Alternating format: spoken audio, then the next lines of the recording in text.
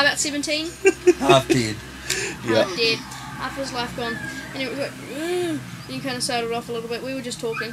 And then he started chatting again. And came over to me, started over to me, tapped me on the shoulder, said, "You're like this. I killed a rat in my hallway last night. I killed it with a pitchfork." And I'd be like, because I'm an active, vegetarian, animal rights enjoyer kind of fella like that. I don't think that's right. And I said, "Well, that's horrible. Why would you do that?" And I said it in that feminine tone, like I did just now. And he said, "Well, little girl, it's a rat. What do you expect me to do? Say, come on, rat, come into my house, eat my food, and then I thought that was kind of sickening. And he kept on going on. He was like, gave it to the cat, free chew toy, crazy shit. And so we got off the bus. Yeah. We got off the bus at our bus stop.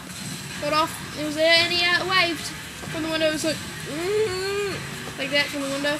So it was a pretty terrifying experience. Let's keep going till 20 because we've gone over the time. Oh, we have to.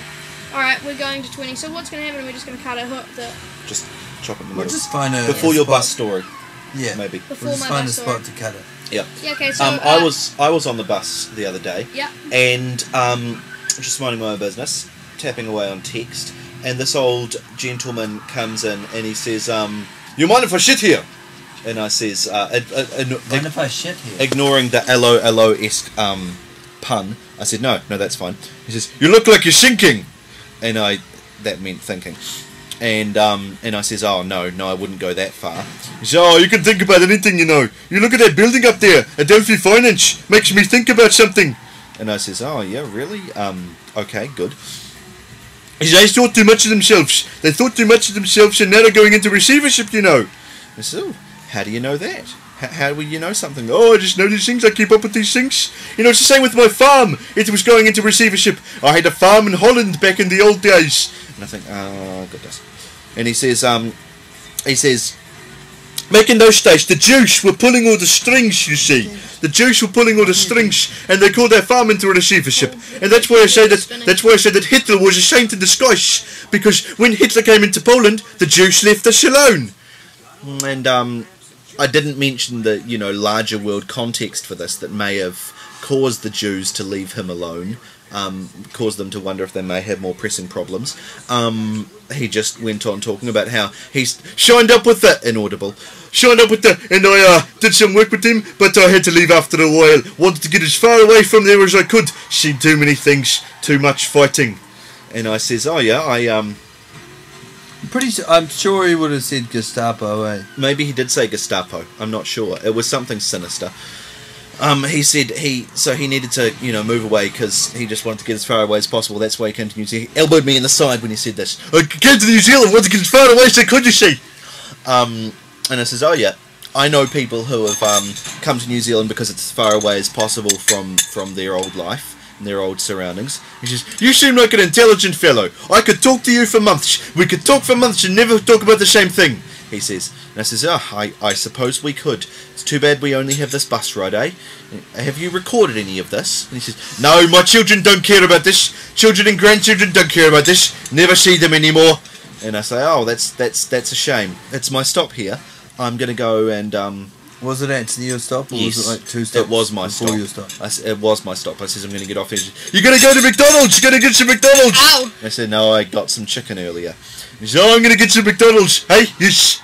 And so that was it. That was my little encounter with a German, a Hollandish. Now, we've person. talked about this before, obviously, and I've voiced my opinions, which is that I think you're being too cynical.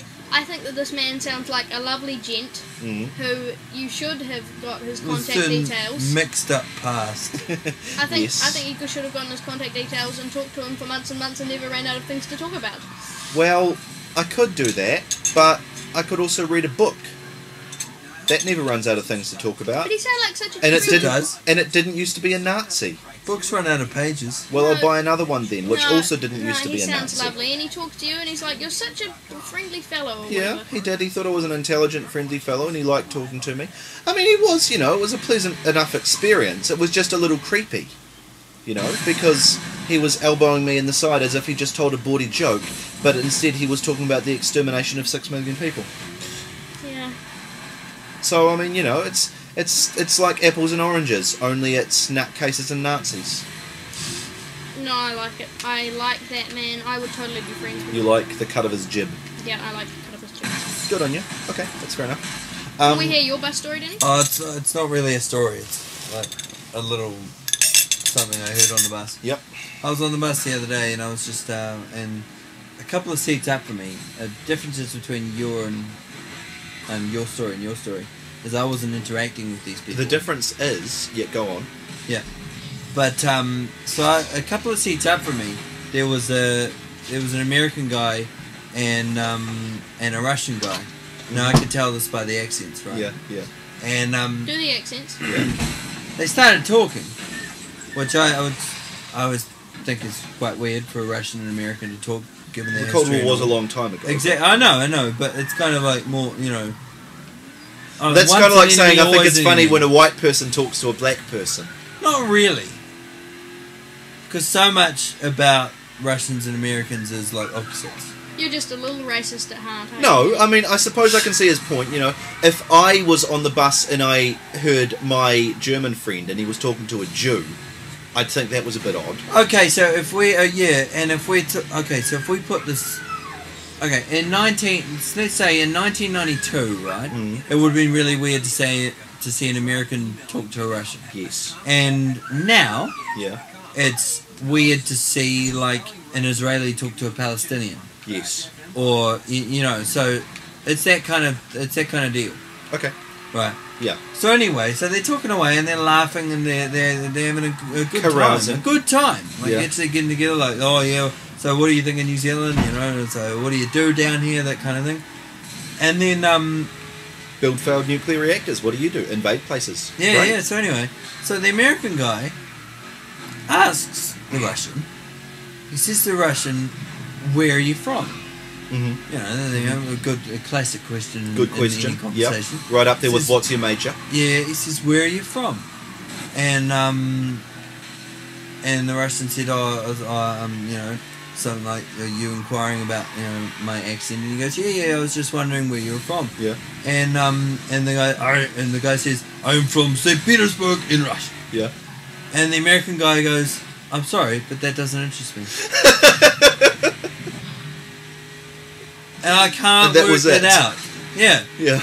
And then the conversation, of course, naturally ended. Then. Because it said The something Russian that wasn't guy of found a interest. different seat, Yeah. and I can't work out whether the American guy, if the American guy misheard him, because that's probably quite likely. Yeah. But if he misheard him, what Did he think what he did said? St. Petersburg in Russia? What could that sound like? What? How old were these people? The American guy looked not much older than me. In fact, in their Really? conversation, it came up that the American guy was studying uni here, and he was 21, so he's Okay. actually younger than Younger me. than you. The Russian guy was around mid-30s, Right. bald, skinhead Russian. Skinhead Russian. That's so weird. I'm sorry, So- that doesn't interest me. So, the Russian dude, if we just politically contextualize this, the Russian dude would have lived through the differences. Exactly. The American dude Maybe would heard have about lived them, maybe through studied them. the but launch of the Xbox, but apart from that, they were fairly similar. Yeah, yeah. God. Well, that for a thing. Yeah. Well, I mean, that's just a puzzling mystery, I It suppose. is a puzzling It's mystery. like in Seinfeld when the woman refuses to eat the pie. That's like when, what? Like, I don't In remember Seinfeld, there's a woman and she refuses to eat a bite of Jerry's pie. that. Right, like And we she- did. Yeah, like with the mental pie. Yeah. But she never tells him why. Yeah. She refuses to tell him why and then goes back the next day and has some of the pie. Yeah. And he just can never understand. Alright, we've actually got to cut this down. We have got to cut this. After the break, we will have our final segment, which will be internet.tom. Yeah. Bye. See you then. You gotta... Ah!